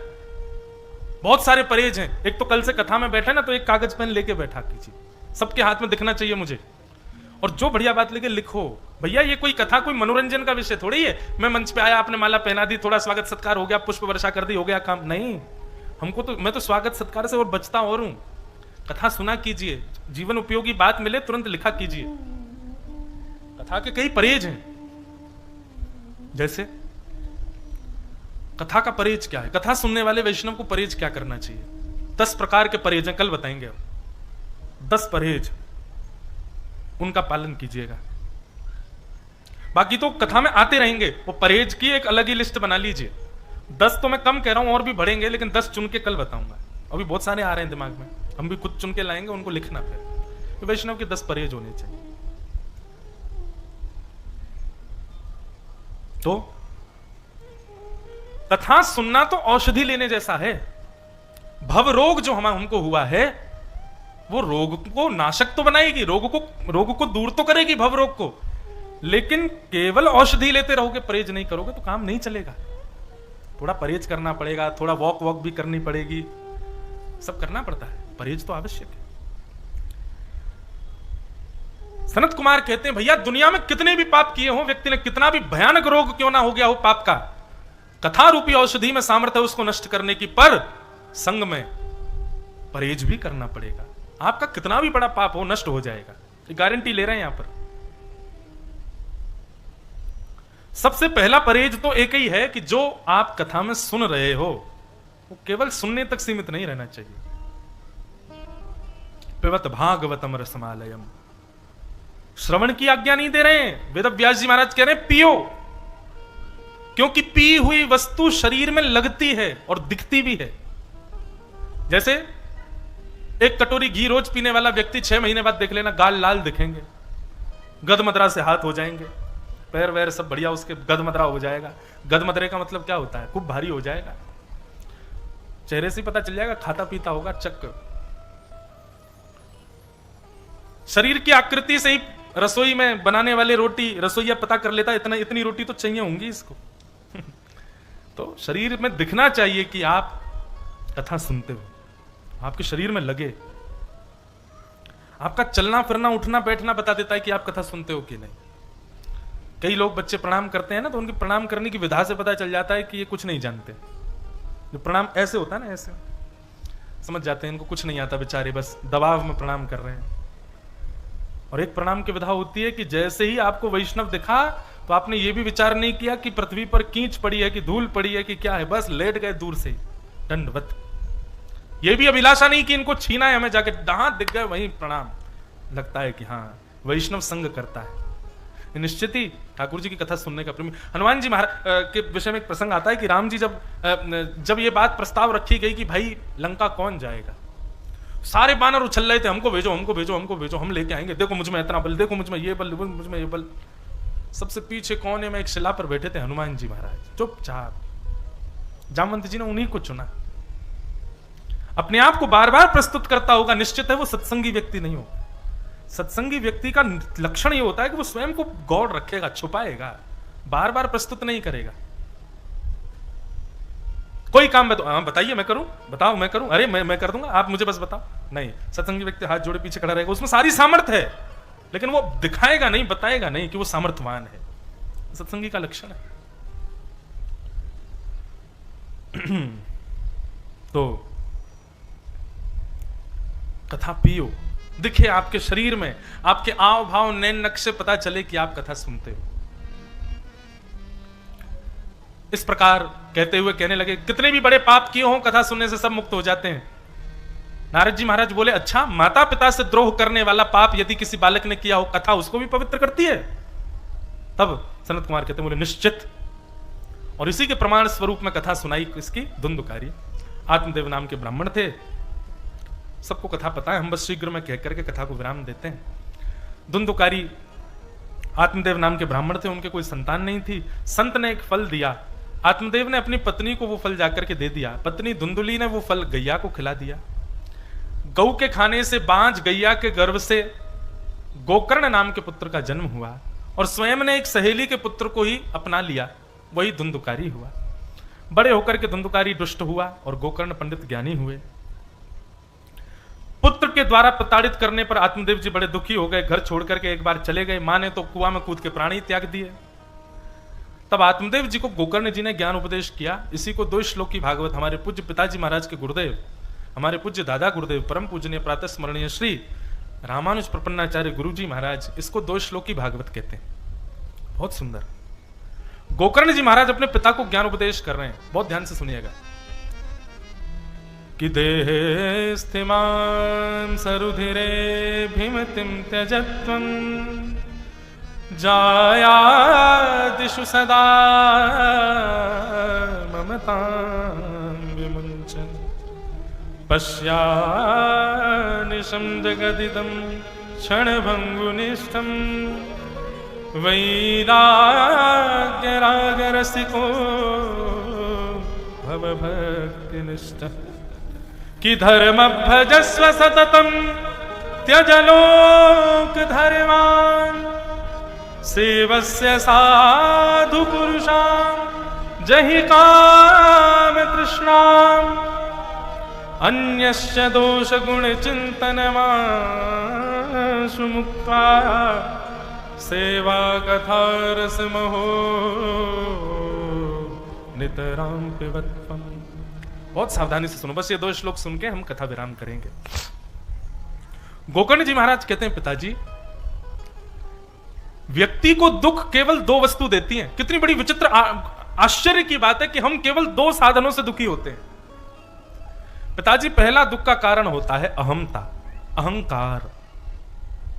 और अहमता सदैव अपने तन में होती है। बहुत ध्यान से सुनिएगा ये सूत्र पर, यदि आपने देखो कथा, एक बात बहुत ध्यान से सुनना, कथा सुनने का विषय नहीं, चिंतन किया करो। हम तो केवल सूत्र देंगे, उस सूत्र पर चिंतन आपको करना है। अगर आप चिंतन नहीं करोगे उसका, तो वो सूत्र किसी काम का नहीं। मतलब सीधी बात, हम केवल बीज देंगे, उसको पौधा और वृक्ष बनाना का काम आपका है। बीज से पेट नहीं भरेगा। बीज को जब बोओगे पौधा होगा, पौधे से वृक्ष होगा, सही समय पर उसको धूप जल देते रहोगे तब उसमें फल लगेगा, तोड़ के खाओगे तब क्षुधा निवृत्त होगे। इसलिए कथा तो बीज है, बोना आपको है। और बोना किसको कहते हैं? चिंतन ही बोना है। और इस चिंतन के बीच में मनन ही उसको धूप देना और जल सिंचन करने के समान है। बीच बीच में सत्संग करना माने जल सींच रहे हो आप उस बीज को, एक दिन वही बीज फिर वृक्ष बनेगा, उसमें जब फल लगेगा वही फल कृष्ण और राम होंगे, जब उनका सेवन करोगे परमानंद की प्राप्ति हो जाएगी। ये बीज दे रहे हैं, इस बीज से वृक्ष बनाओ, वृक्ष पर फल कृष्ण राम का लगेगा।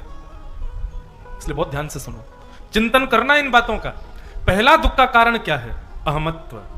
और अहंकार सदैव तन में होता है, खुद में होता है। पहला दुख का कारण अहमत्व। मैंने ऐसा किया, मैंने ये किया, मैंने वो किया, मेरी दुकान, मेरी मकान, मैं ऐसा, मैं ऐसा, मैं ऐसा। ये मैं और मेरा, ये दो दुख के कारण है। मैं को अहमता कहते हैं, मेरे को ममता कहते हैं। ये दो दुख के कारण है हमारे जीवन में। अगर व्यक्ति को सुखी होना है तो पहले अहमत्व का त्याग कर दे। कुछ भी श्रेष्ठ करने के बाद में सदैव ये विचार करे, क्या वास्तव में मैं ये कर सकता था? नहीं। भगवान जब अपनी लीला पूरी करके गए तो अर्जुन को कहकर के गए, तुम मेरी अष्टपटानियों को लेकर के वृंदावन चले जाओ श्री जी की शरण में। तो अर्जुन को उस समय दुख तो हो रहा था कि ठाकुर जी लीला पूरी कर रहे हैं, लेकिन सूक्ष्म अहंकार था। बोले कि अष्टपटानियों की जिम्मेवारी मुझको दी, क्योंकि श्री कृष्ण जानते हैं कि मैं गांडीव धनुषधारी हूं, मैं इन 8 को सुरक्षित ले जाऊंगा। भगवान बोले, हो गया अहंकार। अरे अर्जुन,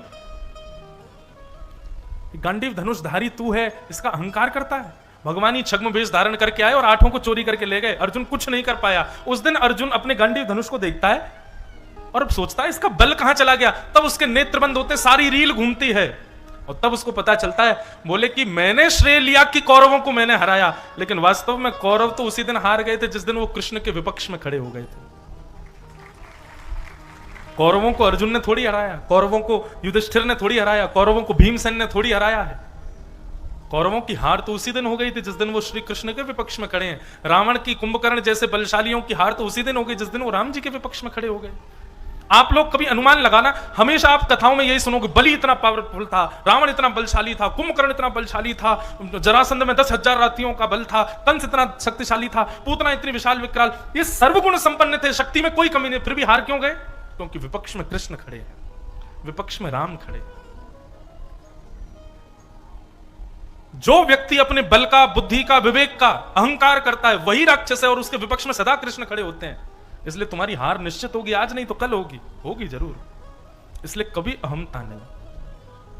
कितना भी कुछ बड़ा कुछ कर लीजिए, सदैव विचार कीजिए मेरी योग्यता थी ही नहीं, श्री कृष्ण ने कराया। व्यक्ति को अपना जीवन ऐसा व्यवस्थित करना चाहिए, पुण्य करे, अच्छा करे, ठाकुर जी को बल दे, और जब कुछ गलत करे तब अपने ऊपर ले, ये मैंने किया है, सुधारूंगा भी मैं। हम उल्टा करते हैं, गलत हो जाने पर थोप देते हैं, होई सोई जो राम रची रखा, वही होता है जो राम जी चाहते हैं। और कुछ अच्छा कर देते, मैंने किया, मेरे द्वारा संपादित किया गया। उल्टा कीजिए, कुछ भला करते हो, कुछ अच्छा करते हो तो ठाकुर जी को कहिए, होई सोई जो राम रची रखा। और कुछ अपराध करने पर कान पकड़िए, नहीं ये मैंने किया, ये मुझसे हुआ है। तो पहले तो अहमता का त्याग कीजिए। अहंकार किस लिए करते हो अपने तन के ऊपर? आज अभी इसी वक्त कथा के बाद अपने शरीर को आज्ञा कीजिएगा कि हाँ भाई, अब तू हो गया 40 साल का, 35 साल का, 25-26 साल का, बस तेरे को खूब खिला पिलाया, जैसा तू चाहता है वैसा खिलाते हैं, जैसा चाहता है उतना सुलाते हैं, जो चाहता है तब तुझे पिलाते हैं, तेरी सारी इच्छाएं पूरी करते हैं, हमारी एक बात नहीं मानेगा। तन कहेगा बताओ क्या मानूं? बोले अब तू बुढ़ा नहीं होना, हाँ बस अब तू यहीं रुक जा, जितनी तेरी अवस्था, जितनी तेरी उम्र है, बस तू यहीं व्यवस्थित हो जा। मानेगा आपकी बात? नहीं मानेगा। तो जो आपके वश में है ही नहीं उस पर अहंकार क्यों करते हो? पुत्र पर अहंकार तब किया जाए ना कि हाँ मैं जैसा कहूंगा वैसा करेगा।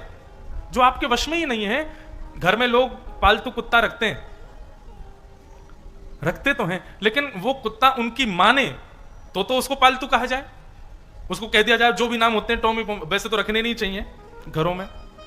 ऐसा कहते हैं कि भाई कहीं उसमें आसक्ति हो गई ना तो फिर उसके होने वाले वंश में आगे चल के पीढ़ी दर पीढ़ी, फिर वो जब आपकी मृत्यु होगी आप ही उसके वंश में आओगे। फिर अरे इन्होंने मुझसे इतना प्रेम किया, इतना मुझे खिलाया पिलाया, प्रेम दिया, मुझे बिस्तर पर सुलाते थे, हे ठाकुर जी इन पर कृपा करना कि मेरे वंशधर यही बने आगे चल के। तो कहीं ऐसा उसका भाव ना हो जाए। आसक्ति नहीं होनी चाहिए, बाकी प्रेम तो सबसे करो। तो सुनो, अगर वो आपकी बात ना मानता हो, कई लोगों के घरों में मिल जाते हैं, वो भौंक रहा है आपको, ए चुप हो जा, नहीं मोवे चुप, भौंकता ही जाए भौंकता ही जाए। आप उसको बांध करके सुबह घुमाने ले जाओ और आपको पता है कि काटने दौड़ेगा, आपके कहने पर रुक जाएगा तो उसको घुमाने ले जाओगे। लेकिन यदि वो आपके कहने से रुके ही ना, काट ही जाए सबको, ऐसे को तो पिंजरे में बंद रखोगे, बल्कि कहीं दे आओगे, भाई हमारे किसी काम का नहीं। ठीक वैसी दे हमारी मानता कितनी है ये बातें। हर व्यक्ति चाहता है कि मैं कभी मोटा ना हूं, लेकिन फिर भी ये बढ़ता है। हर व्यक्ति चाहता है मैं कभी वृद्धावस्था को ना जाऊं, लेकिन फिर भी बाल सफेद होंगे, कानों से सुनना कम हो जाएगा, आंखों की ज्योति चली जाती है, दांत टूटने लग जाते हैं, लाठी से पड़ेगा पाला, नाक से बहेगा नाला, आंखों पे पड़ेगा जाला, जरा जिंदगानी का। ये आपकी एक नहीं मानता तो फिर इस पर अहंकार क्यों करते हो? अहंकार तो तब करो ना जब आपकी माने, मानता ही नहीं है तो फिर इस पर अहंकार क्यों? तो पहले तो पिताजी अहंकार का त्याग करो, अहमत्व का त्याग करो। अहमत्व उस पर होता है जिस पर आपका वश हो, जो आपके वश में ही नहीं उस पर अहमत्व क्यों? और दूसरा त्याग कीजिए पिताजी ममत्व का। ममत्व किसमें होता है? ये मैं शब्द जहां प्रयोग हो उसको अहंकार कहते हैं, और मेरा शब्द जहां प्रयोग हो उसी को ममता कहते हैं। मेरी पत्नी, मेरी दुकान, मेरे मकान, मेरे बच्चे, मेरा ये, मेरा वो, मेरा मेरा, कुछ भी आपका नहीं है पिताजी। कितने बच्चे अपने माता पिता की मृत्यु के बाद विचार करते हैं कि कहां गए होंगे, या सोचते हो कभी? कुछ दिन के लिए सोच आती है, वो 13 दिन का जो पीरियड होता है ना, बस 1 साल 2 साल बाद सब भूल जाते हैं। पिताजी आप तो मेरा मेरा मेरा मेरा मेरा करते रहते हो, लेकिन आपकी मृत्यु जब होगी ना, एक भी मेरा आपके साथ नहीं जाएगा। हमारे शास्त्रों में एक श्लोक बताया जाता है कि मृत्यु के बाद संग कौन जाता है? कि धनानि भूमौ पशवश्च गौष्ठे भार्या गृहे द्वारि जन श्मशाने देहश्चितायां परलोक मार्गे धर्मानुगो गच्छति जीव एक।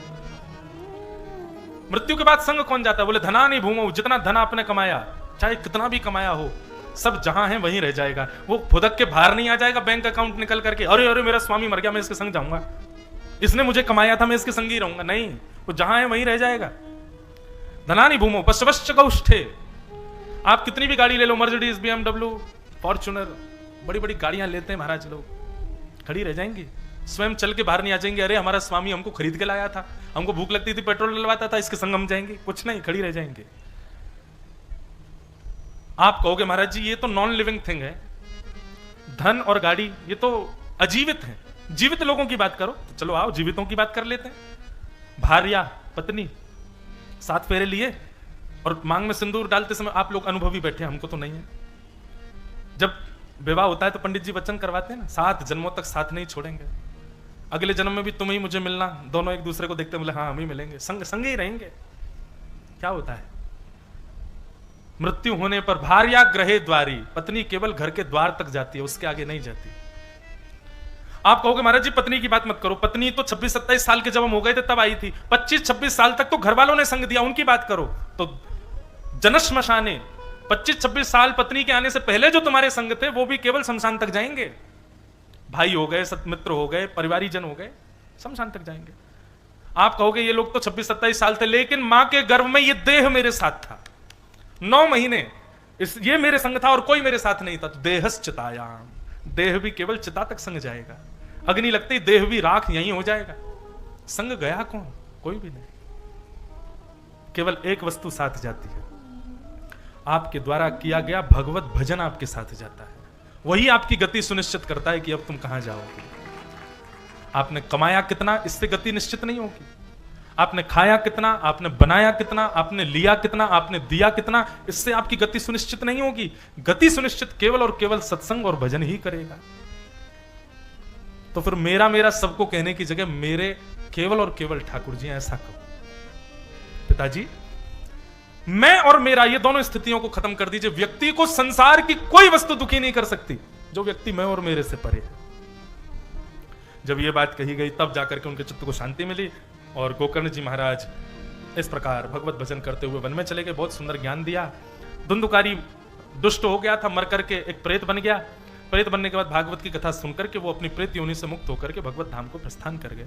ये इसका अभिप्राय ये था, जिन प्रेतों का गया जी श्राद्ध में भी, बंधु यहाँ पर प्रसंग आता है कि श्री गोकर्ण जी महाराज ने गया श्राद्ध किया था, तब भी वो प्रेत योनि से मुक्त नहीं हुआ। तो एक प्रकार से यहाँ तो गया श्राद्ध की महिमा कम हो गई, वो प्रेत योनि से मुक्त नहीं हुआ गया श्राद्ध करने से भी। तब इसका हमारे आचार्य चरण कहते हैं कि भैया जब श्राद्ध किया जाता है तो नाम गोत्र बोला जाता है, और नाम गोत्र माता पिता से मिलता है। धुंधुकारी वास्तविक आत्मदेव वो धुंधुली का बेटा तो था ही नहीं, वो तो किसी और का बेटा था। उसका वास्तविक गोत्र तो उच्चारण किया ही नहीं जा रहा था, इसलिए उसका गया जी में श्राद्ध से मुक्ति नहीं हो रही थी। धुंधुली अपनी सहेली के बेटे को लिया ही थी, उनका थोड़ा ही था वो।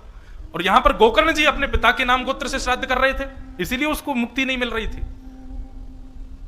तो कहते हैं भैया ऐसी स्थिति में भी जिसको मुक्ति नहीं मिलती है उसको मुक्ति प्रदान श्रीमद् भागवत की कथा करती है। कितनी भी भयावह प्रेत योनि में कोई पड़ा हुआ व्यक्ति क्यों ना हो, श्रीमद् भागवत की कथा सुनने से मुक्त हो जाता है। अभी हम बागेश्वर में प्रेतों को कथा सुना के आ रहे हैं। दुनिया में आदमी कथा सुनते, मैं प्रेत कथा सुन रहे थे।